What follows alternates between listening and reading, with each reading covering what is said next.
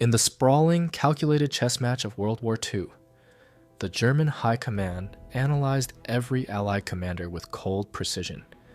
They respected Montgomery for his planning, and Bradley for his logistics, but there was one man who didn't fit their calculations. One man they genuinely feared. That man was General George S. Patton. To the Germans, he wasn't just another general, he was a force of nature who fought war exactly the way they did. Fast, ruthless, and without hesitation. He was the American answer to their own blitzkrieg. Field Marshal Gerd von Rundstedt, one of Germany's most experienced commanders, reportedly described Patton as the Allies' most dangerous opponent. But why? It wasn't just his tanks, it was his unpredictability. Most Allied generals favored broad front strategies, securing every inch of ground before moving forward. The Germans knew how to defend against that. It was methodical, it was slow. It gave them time to regroup. Patton rejected that entirely. His philosophy was simple: hold the enemy by the nose and kick him in the rear. He understood that speed was armor.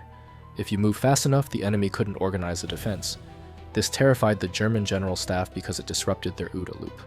Observe, orient, decide, act. Patton moved faster than German communication lines could relay orders. By the time Berlin authorized a counterattack, Patton was already 20 miles behind their lines. The greatest testament to this fear wasn't even a battle, it was a bluff. Before D-Day, the Allies created the first United States Army Group, a phantom army made of inflatable tanks and plywood planes. The Germans were so convinced that Patton would lead the invasion that they kept their powerful 15th Army waiting at Pas-de-Calais for weeks, expecting the real attack led by Patton, even while the actual invasion was happening in Normandy. When Patton finally arrived in France, he unleashed hell during Operation Cobra. He didn't just push the Germans back, he broke out. He ignored his flanks, ordering his commanders to keep moving, famously saying, "Let the enemy worry about their flanks." German generals like Gunther von Kluge were paralyzed.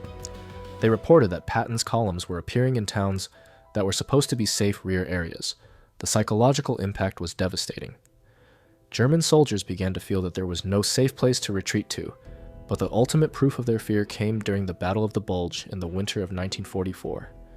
The Germans had launched a massive surprise offensive, hoping to split the Allied armies. Patton did the impossible. In just 48 hours, he turned his entire Third Army 90 degrees, a maneuver that should have taken weeks, and marched them straight into the flank of the German offensive to relieve Bastogne. German General Hasso von Manteuffel later admitted that they never believed such a rapid redeployment was possible. It broke the back of the German offensive. They had banked on Allied slowness, but Patton refused to play by their rules. In the end, the German generals feared Patton because he was the one Allied commander who understood the art of mobile warfare better than they did. He didn't just command an army, he drove it like a weapon. He was chaotic, he was arrogant, and he was difficult. But to the Wehrmacht, watching their front lines collapse and their rear areas overrun, General George S. Patton was simply a nightmare.